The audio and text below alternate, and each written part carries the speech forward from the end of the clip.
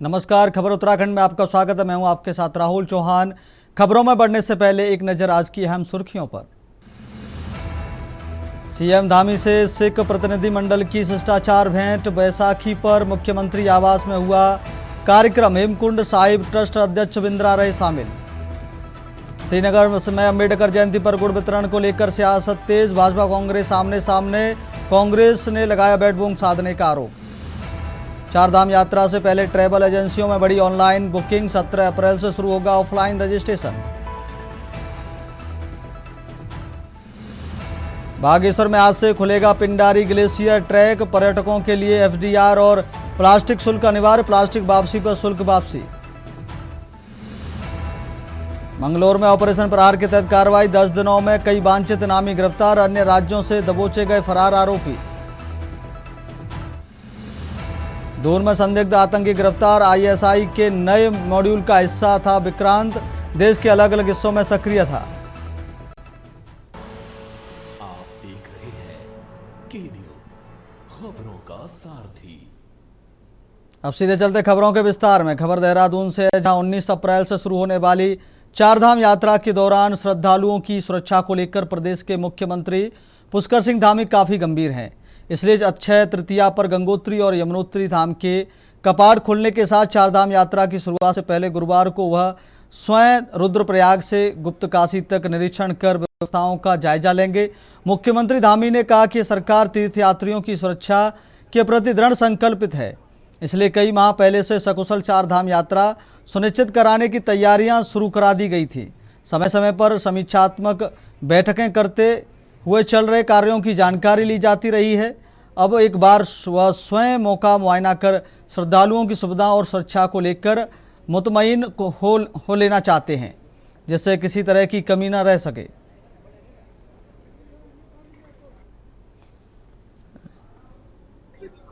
शीतकालीन में आपने बहुत सारी बातें की हैं, कितना बड़ा इम्पैक्ट देखते हैं, क्योंकि आप कॉरिडोर शुरू हो गया है।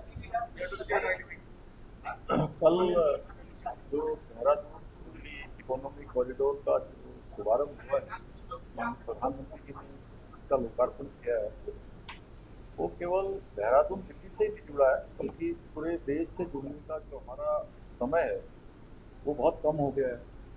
और एक तरह से मैं कहूँ कि जैसे एनसीआर रीजन है, उसी में बहुत सारी जगह पर 2.5-3 घंटे लग जाते हैं एक जगह से दूसरी जगह पहुँचने में। अगर कोई नोएडा या गाजियाबाद में है तो उसको गुड़गांव जाने पर 2-2.5-3 घंटे का समय लग जाता है।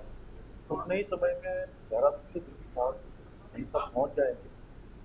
तो ये कहीं न कहीं आदरणीय प्रधानमंत्री नरेंद्र मोदी जी का, उनके नेतृत्व में चलने वाली सरकार का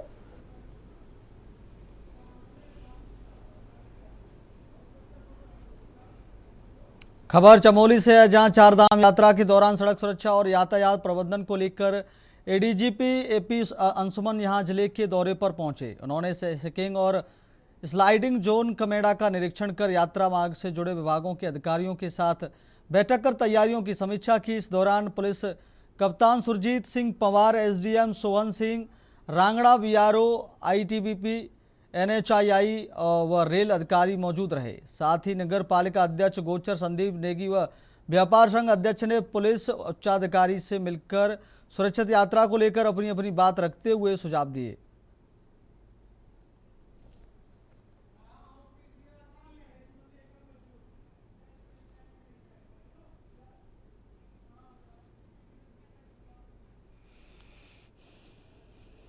अभी श्री बद्रीनाथ धाम जी जा रहा हूँ और अभी रास्ते में मैंने गोचर में एक मीटिंग करी है।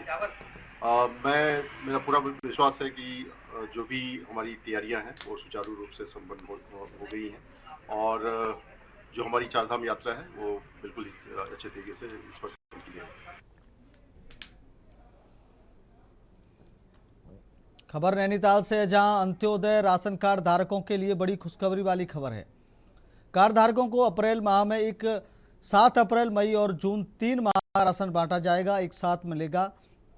इसमें अप्रैल, मई और जून का राशन शामिल होगा। इसके अलावा संबंधित कार्ड धारकों को अप्रैल माह में ही अक्टूबर 2025 से मार्च 2026 तक का बकाया 6 किलोग्राम चीनी का वितरण भी किया जाएगा। जिला पूर्ति अधिकारी मनोज कुमार बर्मन बताया कि शासन के निर्देशानुसार अंत्योदय और प्राथमिक परिवारों को लाभान्वित कराया जा रहा है। इसके लिए विभाग ने ऑनलाइन और बायोमेट्रिक सिस्टम के तहत वितरण कराया जाएगा।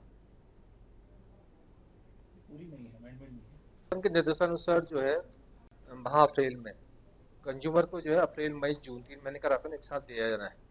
तो इसके लिए हमने समस्त जो हमारे गोदाम इंचार्ज हैं और जो हमारे बेस गोदाम के एसएमआई और सीनियर एसएमओ जो भी हैं उन सबको हमने डायरेक्शन दे दिया कि टाइम से जो है खाद्यान्न गोदाम में भिजवा दें और गोदाम से जो है सप्ताह के अंदर को टाइम से मिल जाए, ताकि जो है अप्रैल लास्ट तक जो है सभी खाताधारकों को जो 3 महीने का राशन मिल जाए।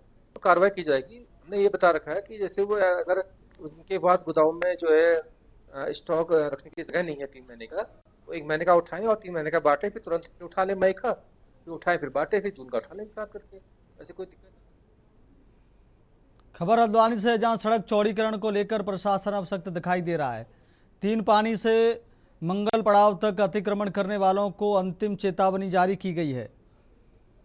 प्रशासन ने चिन्हित 227 अतिक्रमणकारियों को नोटिस जारी किए हैं।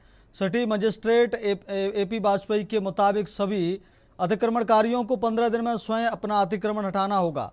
उन्होंने बताया कि तय समय स्वयं अतिक्रमण न हटाए जाने पर प्रशासन कार्रवाई करते हुए अवैध कब्जा हटवाएगा और इस मद में खर्च रकम की वसूली संबंधित लोगों से वसूली जाएगी। इससे अतिक्रमणकारियों में हड़कंप मचा है, जबकि आम लोगों में सड़क चौड़ीकरण से ट्रैफिक व्यवस्था में सुधार होने को लेकर खुशी है। माना जा रहा है कि 3 पानी से नरीमन चौराहे तक सड़क चौड़ीकरण की योजना पर अमल के लिए सारी कवायद की जा रही है। सड़क को दोनों ओर 12-12 मीटर चौड़ा किया जाना है ताकि यातायात व्यवस्था को सुचारू बनाया जा सके। 4 महीने पहले प्रशासन ने चिन्हित स्थानों पर लाल निशान भी लगाए थे।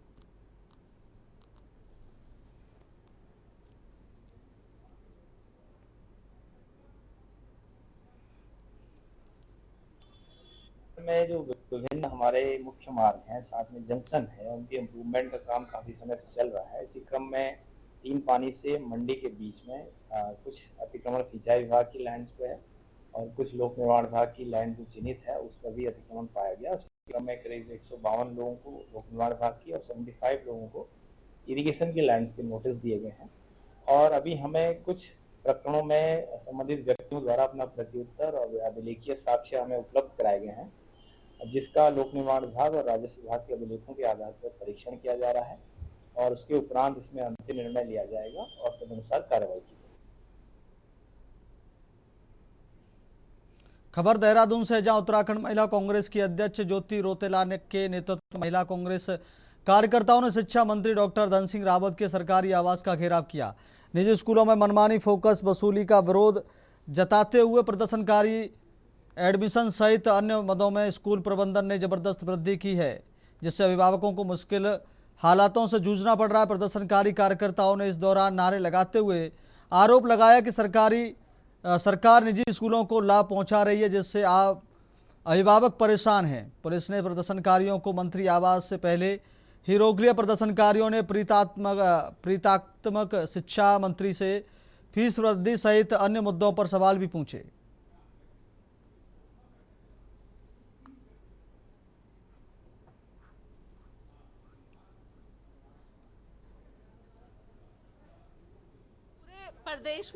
पूरे देश में खासतौर पर उत्तराखंड में शिक्षा का व्यापारीकरण भाजपा की सरकार कर रही है। सत्ता में बैठे हुए लोग आज बच्चों से जो उनके शिक्षा का अधिकार है उसको भी छीनना चाह रहे हैं।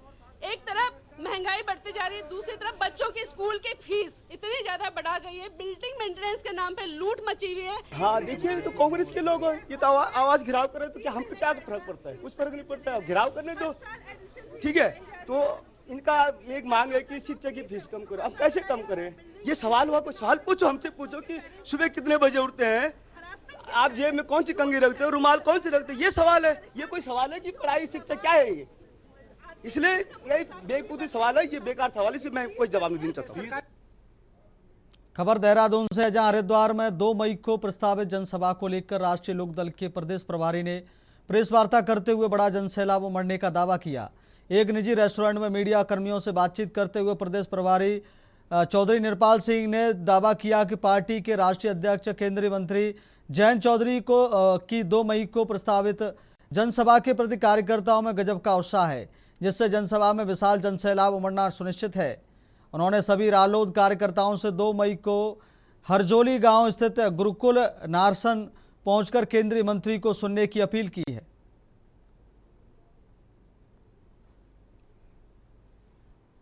का जो हमारा एजेंडा है, हमारे नेता माननीय जयंत चौधरी जी राष्ट्रीय अध्यक्ष 2 मई को गुरुकुल नारसन हरजोली गांव में आ रहे हैं, जनसभा को संबोधित करेंगे। हरिद्वार जिले से हम लोग अपनी शुरुआत करने जा रहे हैं और राष्ट्रीय लोकदल की तैयारी 2027 की, ताकि हम लोग पार्टी का संगठन मजबूत जब तक हम कर सकें, और इसकी शुरुआत हम उधर से करने जा रहे हैं। और बहुत जल्दी देहरादून में भी हमारे नेता माननीय जयंत चौधरी जी आएंगे और उनकी सभा को संबोधित करा जाएगा। खबर नैनीताल से, जहां उत्तराखंड हाईकोर्ट ने हेमवती नंदन बहुगुणा गढ़वाल केंद्रीय विश्वविद्यालय श्रीनगर के कुलपति की नियुक्ति को निरस्त करने को लेकर दायर जनहित याचिका पर सुनवाई की। सुनवाई के दौरान खंडपीठ ने नियुक्ति को यूजीसी और केंद्रीय विश्वविद्यालय नियमों के मुताबिक पाया, जिससे न्यायमूर्ति ने दायर की गई जनहित याचिका को खारिज कर दिया। बता दें कि प्रोफेसर नवीन प्रकाश नोटियाल ने उच्च न्यायालय में जनहित याचिका दायर कर कुलपति की नियुक्ति को लेकर विश्वविद्यालय अधिनियम 2009 और विश्वविद्यालय अनुदान आयोग के नियमों के विपरीत बताया था। उन्होंने विश्वविद्यालय एवं महाविद्यालयों में शिक्षकों सहित अन्य अकादमिक स्टाफ की नियुक्ति हेतु न्यूनतम अर्हताएं एवं उच्च शिक्षा में मानकों के उल्लंघन की बात कही थी। पिटिशनर ने ऑनरेबल कोर्ट के सामने कोवारंटो पिटिशन के जरिए honourable vice chancellor HNB Garhwal university का अपॉइंटमेंट चैलेंज किया था। उन्होंने प्ली रखी थी कि ये सेंट्रल यूनिवर्सिटीज़ एक्ट 2009 और UGC रेगुलेशन 2018 के कुछ प्रोविजंस के वायलेशन में अपॉइंटमेंट है, और उसमें हमने भी काउंटर एफिडेविट फाइल किए थे। और रिस्पोंडेंट्स हैव आर्ग्यूड के ये दोनों स्टैचूट का ड्यू कंप्लायंस किया गया है। विजिटर जो कि ऑनरेबल प्रेसिडेंट ऑफ इंडिया है, उनकी तरफ से कमेटी, सर्च कमेटी बनाई जाती है। खबर नैनीताल से है, जहां उत्तराखंड हाई कोर्ट में हल्द्वानी के 3 पानी बाईपास के निर्माणाधीन फ्लाईओवर के चलते रेलवे क्रॉसिंग को बंद कर अंडरपास निर्माण न कराए जाने को लेकर दायर जनहित याचिका पर सुनवाई हुई। मामले की सुनवाई करते हुए हाईकोर्ट की खंडपीठ ने रेलवे से 2 सप्ताह में जवाब मांगते हुए 29 अप्रैल को अगली सुनवाई तिथि निर्धारित की है। बता दें कि गोजाजाली निवासी पूर्व ग्राम प्रधान सुरेश चंद्र जोशी ने जनहित याचिका दायर कर गोजाजाली दक्षिण व हथियार ग्राम सभा के बासिंदों को आवागमन करने में हो रही दिक्कतों से निजात दिलाने की मांग उठाई थी। याचिका में कहा गया था कि फ्लाईओवर के निर्माण के चलते रेलवे क्रॉसिंग लिंक मार्ग बंद हो जाने से दैनिक आवागमन कठिन हो गया है, इसलिए रेलवे क्रॉसिंग से बरेली रोड पर पहुंचने के लिए पूर्व की तरह व्यवस्था बहाल की जाए, ताकि ग्रामीण अपने खेतों की देखरेख सुविधापूर्ण ढंग से कर सकें। साथ ही स्कूली बच्चों व बीमार व्यक्तियों को भी लंबी दूरी न तय करनी पड़े। 3 पानी हल्द्वानी में जहां पर एक फ्लाईओवर बन रहा है, पिछले 2023 से 19 से लेकर के उसमें कुछ कार्य चल रहा था, और उसके बाद 2023 में लोगों ने उसमें शिकायत इस बात की कि जो रेलवे गेट 49 AC है वो बंद कर दिया गया है फ्लाईओवर के निर्माण के चलते। तो ग्रामीणों के द्वारा प्रत्यावर्तन लगातार दिए जा रहे थे 2023 से लेकर के अभी 2025-26 तक, जिसमें कि माननीय MP साहब जो हमारे नैनीताल उधम सिंह नगर से, उनके तरफ से भी उसमें ग्रामीणों की समस्या पर आगे कार्रवाई करने के लिए कहा गया था। नगर निगम क्षेत्र में जनगणना की प्रक्रिया को स्मार्ट और पारदर्शी बनाने के लिए नगर आयुक्त नमामि बंसल ने एक महत्वपूर्ण पहल की है। उन्होंने प्रेस वार्ता के माध्यम से जानकारी दी कि भारत सरकार द्वारा इस बार स्वयं की विशेष सुविधा ऐप के माध्यम से दी जा रही है। आयुक्त ने शहरवासियों से अपील की है कि वे इस सरल डिजिटल प्रक्रिया को अपनाएं और साझा किए गए लिंक के जरिए अपनी जानकारी खुद दर्ज करें। उन्होंने बताया कि प्रगणकों और पर्यवेक्षकों का सघन प्रशिक्षण शुरू हो चुका है, लेकिन स्वयं गणना से पूरे तंत्र को गति मिलेगी और जनता के लिए भी यह प्रक्रिया बेहद आसान हो जाएगी।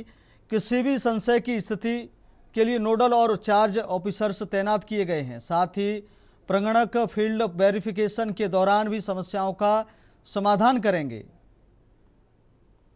देखिए, जनगणना की अति महत्वपूर्ण प्रक्रिया अब शुरू हो चुकी है और इसमें विस्तृत प्रशिक्षण कार्यक्रम, गहन प्रशिक्षण कार्यक्रम प्रगणकों का, पर्यवेक्षकों का चलाया जा रहा है और साथ ही साथ स्वगणना की भी व्यवस्था इस बार भारत सरकार के द्वारा ऐप के माध्यम से की गई है।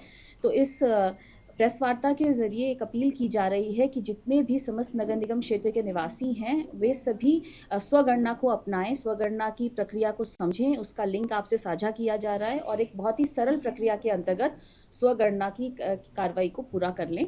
इससे आने वाली प्रक्रिया में सभी प्रगणकों को और पूरे जो जनगणना का तंत्र है इसको भी निश्चित रूप से आसानी होगी और आप सभी के भी प्रक्रिया का सरलीकरण हो जाए। वक्त हो गया छोटे से ब्रेक का। ब्रेक के बाद फिर हाजिर होंगे।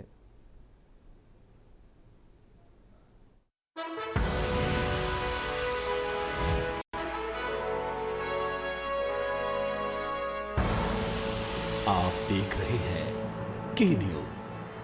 ब्रेक के बाद फिर आपका बहुत स्वागत है। खबर उत्तराखंड में बढ़ते हैं खबरों में।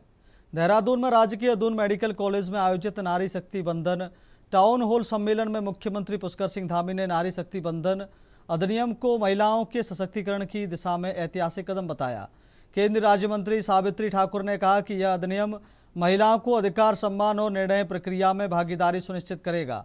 वहीं महिला सशक्तिकरण मंत्री रेखा आर्या ने इसे देश की आधी आबादी के लिए युगांतकारी बदलाव बताते हुए कहा कि यह कानून महिलाओं के नेतृत्व, आत्मविश्वास और भागीदारी की नई ऊंचाइयों तक ले जाएगा।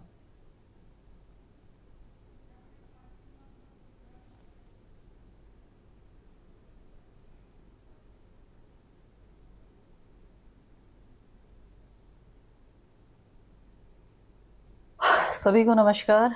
आज आप सब लोगों को ये बताते हुए बेहद खुशी हो रही है कि 16 से लेके 18 तारीख तक नारी शक्ति अधिनियम, जो कि महिलाओं को समाज में उनके सम्मान, महिलाओं के राजनीतिक सशक्तिकरण, महिलाओं के सामाजिक सशक्तिकरण के दृष्टिगत महिलाओं को एक कानूनी रूप से जो है उनको एक अधिकार देने वाला अधिनियम पे एक विशेष सत्र जो है वो आहूत किया जा रहा है 16 से लेकर 18 तक।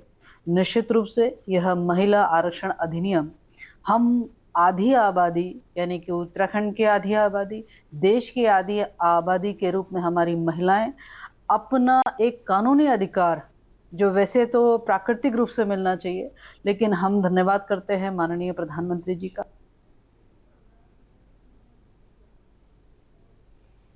खबर कोटद्वार से है, जहां विद्यालयों में आधारभूत सुविधाओं एवं शैक्षणिक व्यवस्थाओं को सुदृढ़ बनाकर शिक्षा को गुणवत्तापूर्ण बनाने को लेकर डीएम स्वाति एस भदौरिया की अध्यक्षता में कोटद्वार के किशनपुरी स्थित केंद्रीय विद्यालय में प्रबंधन समिति की पहली बैठक हुई। इस दौरान डीएम ने विद्यालय की शैक्षणिक गतिविधियों, संसाधनों की उपलब्धता, व्यवस्थाओं सहित भावी जरूरतों की गहन समीक्षा की। उन्होंने शिक्षा अधिकारियों सहित प्रधानाचार्यों को बच्चों को शिक्षा सहित अन्य गतिविधियों में निपुण बनाने के निर्देश दिए। जिलाधिकारी ने कहा कि बच्चों को सर्वांगीण विकास के लिए तैयार किया जाना चाहिए, जिससे वह भविष्य में जिम्मेदारियों का ठीक से निर्वहन कर सकें। इससे पहले जिलाधिकारी ने छात्र छात्राओं से आत्मीय संवाद करते हुए पढ़ाई, रुचियां एवं भविष्य को लेकर सवाल किए। जिलाधिकारी ने विद्यालय में कक्षा 1 से 6 तक नामांकित छात्र छात्राओं की संख्या, कक्षाओं की, शिक्षकों की उपलब्धता, कार्यालय शिक्षा, शौचालय व बैठक कक्ष आदि का जायजा लिया। उन्होंने कहा कि शिक्षा के क्षेत्र में गुणवत्ता सुधार एवं आधारभूत सुविधाओं का सुदृढ़ीकरण प्रशासन की प्राथमिकताओं में शामिल है और इसके लिए सभी विभागों के समन्वित प्रयास सुनिश्चित किए जाएंगे।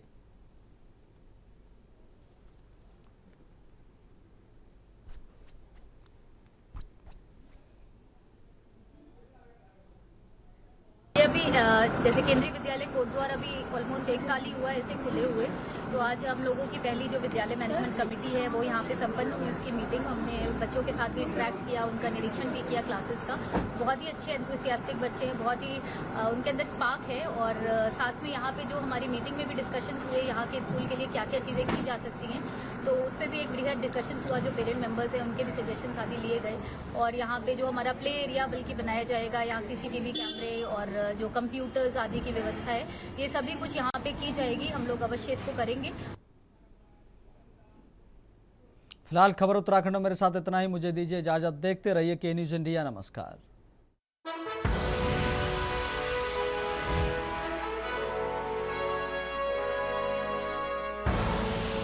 आप देख रहे हैं के न्यूज़, खबरों का